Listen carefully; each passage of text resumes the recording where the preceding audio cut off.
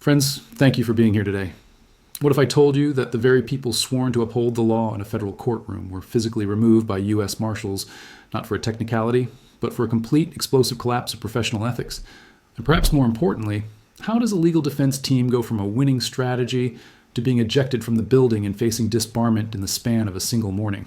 These are not questions we typically ask about federal trials. Usually we expect the courtroom to be a place of somber reflection, rigid rules, and quiet deliberation. We expect the drama to come from the evidence, not from the behavior of the officers of the court. But what unfolded on December 10th was not just unusual. It was a historic anomaly that challenges our understanding of the American legal system. We are going to walk through this event step by step, peeling back the layers of legal strategy, human error, and catastrophic misjudgment to answer the burning question: why were Donald Trump's lawyers removed from court? Let's begin by looking at the sheer scale of this unprecedented incident. To understand the magnitude of what occurred, we must first set the stage. A federal courtroom is a sanctuary of order. It is designed to be intimidating, respectful, and controlled. The judge is the supreme authority, and the attorneys are officers of the court, a title that carries with it a heavy burden of responsibility and truthfulness. In this environment, raising one's voice is rare. Shouting is practically unheard of. Physical removal by federal agents is something reserved for unruly spectators or dangerous defendants, almost never for the lawyers wearing the expensive suits. Yet, on the morning of December 10th, that sanctuary was violated. Donald Trump's legal team, men who have spent years in law school and passed the bar exam, were physically ejected from the proceedings. This wasn't a polite request to leave. This was a scene where federal marshals, the enforcement arm of the federal judiciary, had to step in because the Judge-S authority was being openly defied. Before we dive deeper into the legal strategy that led to this chaotic moment, if you are finding this analysis valuable, please take a second to hit the like button and subscribe to the channel. It really helps us continue to bring you these in-depth breakdowns of critical legal events. Witnesses described the event as the most explosive meltdown they had ever seen in a major trial.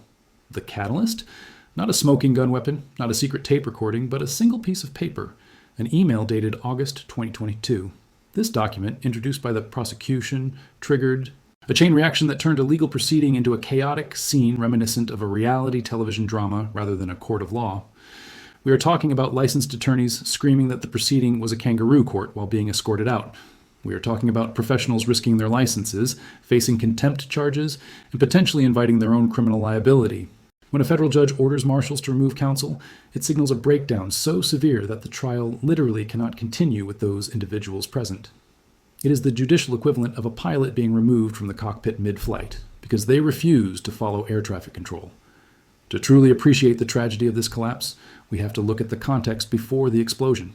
It is important to note that up until this point, Trump's legal team was actually doing a competent job.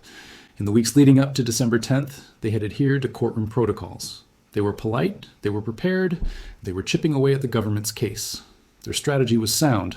They weren't arguing that the documents didn't exist. They were arguing about intent. They claimed that any issues with document retention were inadvertent mistakes, clerical errors rather than criminal obstruction. They argued that the former president relied heavily on the advice of his lawyers, a defense known as advice of counsel, which can be a powerful shield in criminal cases. Furthermore, they were painting a picture of selective enforcement, suggesting that the prosecution was motivated by politics rather than justice. According to reports from Politico and other outlets covering the trial, this strategy was working. The defense had successfully created doubt about the government's timeline.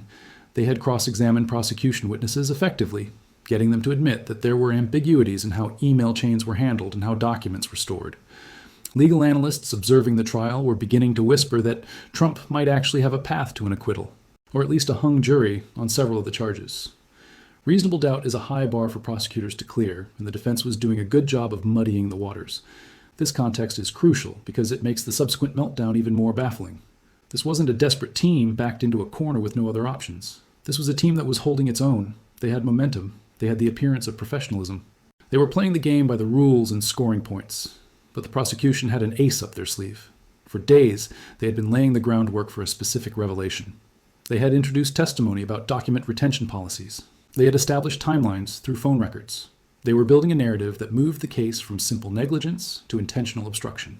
They were preparing to show that the defense's narrative of "oops, we missed that box" was factually impossible. Then, on the morning of December 10th, came the spark that lit the fuse. The morning began like any other. The jury was seated, the judge was on the bench, and the gallery was filled with reporters. Then, the prosecutors made their move. They informed the judge that they needed to introduce a newly authenticated email. This email was part of a larger batch of documents, but it hadn't been shown to the jury yet. Now, in a trial, you can't just pull a surprise document out of your pocket like a magician. There's a process called discovery, where both sides have to share their evidence months in advance.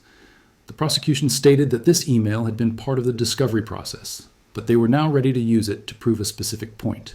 The email was dated August 2022. For those following the timeline of the investigation, this date is critical. It falls right in the middle of the period when Trump's attorneys were negotiating with the Department of Justice about returning classified materials. It was a time when the defense was asserting that they had conducted a diligent search and returned everything. An email from this period could prove what the lawyers knew, when they knew it, and whether they were being truthful with the government at that time. According to reporters from CBS, CNN, and the Associated Press who were inside the room, the prosecution handed copies of this email to the judge, the jury, and the defense table simultaneously. The reaction from the defense table was instantaneous. Usually, when a lawyer is handed a new document, they put on their reading glasses, scan it quietly, perhaps whisper to their colleague, and then make a calm objection if necessary. That is not what happened. Within seconds of reading the paper, the lead attorney, Trump's primary trial counsel, shot up from his chair. He didn't just object. He demanded an immediate sidebar. A sidebar is when the lawyers from both sides approach the judge's bench to have a quiet conference, typically with a white noise machine playing so the jury cannot hear the legal arguments. It is supposed to be a discreet way to handle disputes without prejudicing the jury. The judge granted the sidebar, but discretion was the first casualty of the morning. According to a CNN legal correspondent who was seated close enough to hear, the quiet conference disintegrated instantly. Trump's attorney raised his voice almost immediately.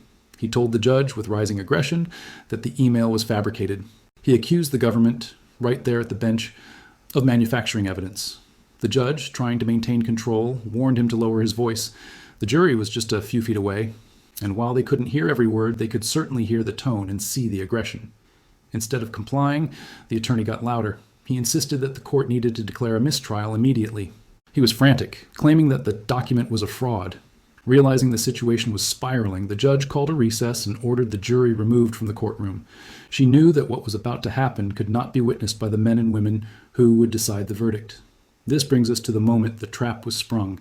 Once the jury filed out and the heavy doors clicked shut, the proceedings went back on the record. But now, without the jury present, the restraints were off. This is where the real explosion happened. Trump's lead counsel, now speaking directly into the microphone for the official court record, launched into a tirade. He accused the prosecution of withholding exculpatory evidence, evidence that shows the defendant is innocent, manufacturing documents, and engaging in prosecutorial misconduct. He claimed their actions rose to the level of criminal fraud on the court. These are the most serious accusations a lawyer can make against a colleague. The judge, maintaining her composure, asked him to specify exactly what he was alleging. She needed facts, not just anger. The attorney then made a claim that would prove to be his undoing. He stated, clearly and unequivocally, that his legal team had conducted a thorough, line-by-line review of all emails from the August 2022 time period. He told the judge that this specific email, the one the prosecution had just handed him, did not exist in any of the document productions they had received from the government. He asserted that his team had never seen it before that very moment.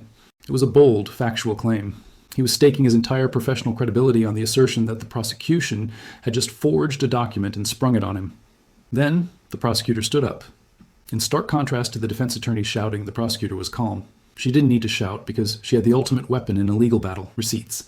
She informed the court that this specific email had, in fact, been produced to the defense. It was part of the third document production sent over back in September. She was precise.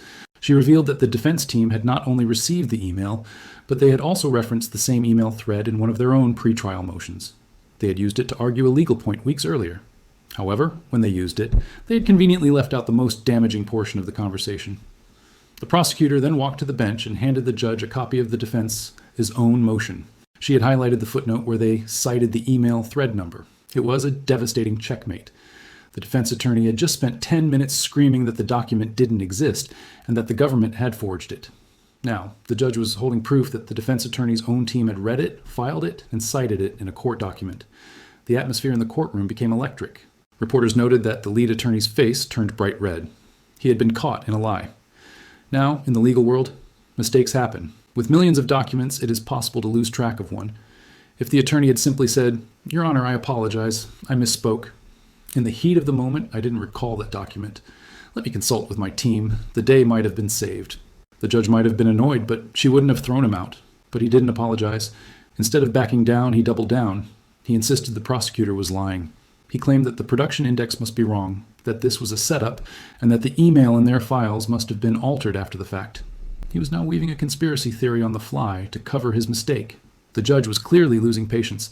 She asked him a direct question, the kind of question that offers a lawyer one last chance to save themselves. She asked if he was formally accusing the prosecution of fabricating federal evidence. The attorney said, "Yes, absolutely. That's exactly what I am alleging." At this point, Trump's second-chair attorney, the lawyer sitting next to him, realized the cliff they were driving off. He tried to physically pull his colleague back to the defense table, tugging on his sleeve, but the lead counsel shook him off. He was too far gone. He continued to rant, saying the entire prosecution team should be investigated, that this was worse than Watergate, and implying that the judge herself was complicit if she allowed this fraudulent evidence to be shown. That refusal to back down was the breaking point. That was the moment the line was crossed. There is a concept in law called the duty of candor. It means a lawyer cannot lie to the court. But beyond that, there's a requirement for basic order. A judge cannot allow an attorney to scream baseless accusations of criminal conduct against the government without a shred of proof, especially when the record proves the attorney is wrong. In a voice reporters described as icily controlled, the judge told Trump's attorney that he was now in contempt of court. She ordered him to sit down immediately or he would be removed. This was the final off-ramp. Sit down. Shut up. Live to fight another day. Instead, the attorney said he would not be silenced. He declared that someone needed to expose what was happening and that he was willing to go to jail to protect his client, his constitutional rights. He was performing for an audience of one, his client, but he was forgetting the audience that mattered, the judge. The judge looked at the federal marshals standing by the wall and said one word, "Remove him." 2 marshals approached the defense table. It was a shocking sight, but the chaos wasn't over. As the marshals moved in, the second attorney, the one who had tried to stop his colleague earlier, decided that he too needed to make a stand. Perhaps he felt he couldn't let his partner go down alone. He stood up and started shouting that this was a violation of Trump's Sixth Amendment right to counsel, screaming that the judge was proving the whole system was rigged. The judge didn't hesitate. She held up her hand, pointed at the second attorney, and said, "Him too." Both attorneys were escorted out of the courtroom, one of them still shouting back at the judge that everyone would see the truth. The heavy doors swung shut, leaving behind a stunned silence. I want to pause here and ask you a question because this is the core of the issue. Do you think the judge was right to physically remove them for this behavior, or do you think she should have given them another chance? I am really curious to hear your thoughts on this, so please leave a comment down below. Sitting alone at the defense table was the remaining member of the team, a junior attorney. He sat frozen, staring at the empty chairs where his bosses had been just moments before. He was now the lead counsel for the former President of the United States, a role he was wholly unprepared for. Now, let's look at the immediate and catastrophic fallout. The fallout from this incident was immediate. First, consider the jury. Although they were removed for the shouting match, they eventually had to be brought back in. When they returned, they saw 2 empty chairs. They saw a shaken junior associate trying to organize papers. They saw the judge looking stern. Juries are smart. They know that lawyers don't just disappear in the middle of a trial. They likely heard the shouting through the doors. The inference they will draw is devastating. The defense was so weak, or the lawyers so out of control, that they were removed. In the mind of a juror, this reeks of desperation and guilt. Second, Trump was left defenseless. The junior attorney remaining did not have the command of the evidence.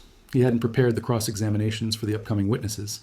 He didn't know the strategic framework that had been developed over months. He was a soldier left on the battlefield without a general or a map. Trump's entire defense strategy, the one that was working so well just hours before, had collapsed in the most public way possible. During the lunch recess, Donald Trump took to Truth Social. Instead of expressing concern for the legal predicament, he attacked the judge personally. He called her a partisan hack and labeled his ejected attorneys heroes for standing up to corruption. Legal experts noted that this reaction was perhaps the worst thing he could do. By attacking the judge while his attorneys were being punished for similar behavior, Trump showed he either didn't understand the gravity of the situation or simply didn't care. Former federal judge Nancy Gertner noted that this could be used as evidence that the behavior was a coordinated strategy to cause a mistrial. Essentially, that they were trying to get thrown out on purpose because the evidence was turning against them. If the judge decides to investigate that possibility, it opens up a whole new realm of legal trouble. For those watching closely, this felt eerily familiar. As shocking as this event was, for those of us who have followed the legal sagas surrounding the former president, it felt eerily familiar. There is a disturbing pattern here. Time and again, we have seen accomplished, respected lawyers enter Trump's orbit, only to leave with their reputations in tatters and their licenses in jeopardy. Think about Rudy Giuliani. He was once America's mayor, the man who led New York through 9/11, a respected federal prosecutor who took down the mob. After years of defending Trump's election claims, he is now disbarred in New York and D.C., facing bankruptcy, and hit with a $148 million defamation judgment. He destroyed a 40-year legacy because he couldn't stop making false claims for his client. Then there was Sidney Powell. She was a respected federal appellate attorney. She ended up pleading guilty to criminal charges in Georgia and becoming a national punchline for her Kraken lawsuits, which were filled with conspiracy theories and factual errors. Jenna Ellis, a bright young legal talent, pleaded guilty in Georgia and had to tearfully admit to the court that she had failed in her due diligence, relying on false information provided by others. She was censured by the Colorado bar. John Eastman, a constitutional scholar and law school dean, is facing disbarment and criminal charges for his role in the January 6th legal theories. Now, Trump's current trial attorneys have joined this list. The pattern is absolute. Lawyers who believe that defending Trump requires abandoning the rules of the court end up destroyed. They seem to operate under the delusion that they can bend reality in a courtroom the way a politician bends reality on a campaign stump. But courtrooms don't work that way. In court, facts matter. Evidence matters. And lying to a judge has consequences. You might be asking, why should I care about two lawyers getting kicked out of court? The answer lies in the integrity of our justice system. The legal system relies on a concept called the adversarial process. We have a prosecution and a defense, and they fight it out within a strict set of rules. The judge acts as the referee. If one side decides they don't have to follow the rules, if they lie about evidence, scream at the referee, and refuse to leave the field, the game cannot be played. The system breaks down. When Trump's lead attorney claimed the email didn't exist, he violated the most sacred rule of the legal profession, the duty of candor. You cannot knowingly make a false statement to a tribunal. When he was caught and refused to apologize, he attacked the very institution of the court. If these attorneys faced no consequences, it would send a terrible message. It would say that if you are powerful enough or loud enough, the rules don't apply to you. It would say that you can turn a federal trial into a circus and get away with it. By removing them, the judge was protecting the institution. She was saying that the truth still matters and that decorum is non-negotiable. Furthermore, this has a chilling effect on Trump's future defense. Competent, ethical lawyers look at this scene and run the other way. Major law firms have reportedly already declined to represent Trump because they fear exactly this kind of scenario, being forced to make unethical arguments or losing control of the client. As the pool of available lawyers shrinks, Trump is left with those who are less experienced or more willing to cross ethical lines, which only increases the likelihood of more disasters like this one. We must also consider the practical nightmare that now unfolds in the strategic void. We have talked about the emotion and the ethics, but we need to talk about the cold, hard logistics of what happens tomorrow morning. The courtroom doors will open, the judge will take the bench, and the jury will file in, but the defense table will be a ghost town. Consider the plight of the junior attorney left behind. In legal terms, this is akin to a medical resident being forced to complete a complex brain surgery because the lead surgeons were escorted out of the operating room for throwing scalpels. This young lawyer is now facing seasoned federal prosecutors who smell blood in the water. He likely does not have the clearance, the experience, or the deep knowledge of the millions of pages of discovery to mount an effective defense on the fly. He is not just an underdog, he is a casualty of his superior's war on the court. This creates a paradox for the judge. If she forces the trial to continue with just this junior attorney, Trump has a built-in appeal argument, ineffective assistance of counsel.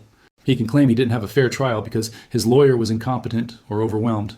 However, if the judge grants a long delay, known as a continuance, to let Trump find new lawyers, she rewards the bad behavior.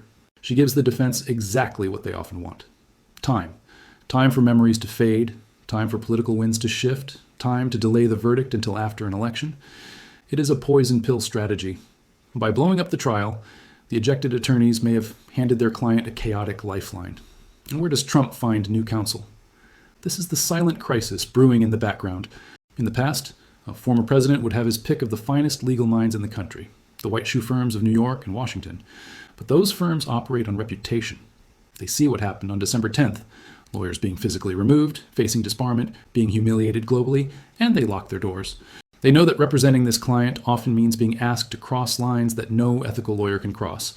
So the pool of available talent shrinks to those who are either true believers in the political cause or those who are desperate for the fame, regardless of the cost. This creates a feedback loop. The client demands aggressive, rule-breaking tactics. Ethical lawyers leave. Unethical or inexperienced lawyers step in. Disaster ensues, and the cycle repeats. We must also consider the psychological impact on the jury. We often treat jurors like blank slates, but they are human beings. They sat there. They watched the defense team, the people asking them to trust their version of events, act so irrationally that armed marshals had to intervene. When those jurors go into the deliberation room, they won't just be discussing the emails or the timelines. They will be discussing the behavior. They will wonder, if the defense had the truth on their side, why did they have to lie? Why did they have to scream? Why were they so afraid of that email? The empty chair at the defense table becomes a silent witness against the defendant, screaming louder than any prosecutor ever could. This leads us to a chilling possibility. Was this meltdown a calculated act? Some legal theorists suggest that when the evidence becomes insurmountable, the only strategy left is to burn the house down. If you can't win on the facts, you create so much chaos, so much error, and so much conflict that the judge is forced to declare a mistrial. It is a scorched earth tactic, a way of flipping the game board over because you are losing the game. If that was the plan, it was a high-risk gamble that has left the client exposed and the legal system bruised. But if it was simply a loss of control, it is perhaps even more terrifying, because it suggests that the people guiding a former president through a criminal trial are no longer operating in reality. Let me conclude with this. Friends, what we witnessed on December 10th was a tragedy of professional hubris. It was a moment where the heat of political battle melted the steel frame of legal ethics. Trump's attorneys didn't just lose their cool, they lost their way. They forgot that their first duty is to the Constitution and the court, not just to their client. In trying to prove a conspiracy against the former president, they manufactured a crisis that destroyed their own defense. They were removed not because the system is rigged, but because the system has boundaries. They crashed into those boundaries at full speed. Now, Donald Trump must face the remainder of his trial with a decimated team and a jury that has seen the curtain pulled back. The explosive meltdown wasn't just a bad day in court. It was a stark reminder that in the American justice system, no one, not a lawyer and not a former president, is above the rules of the game. Thank you for your time.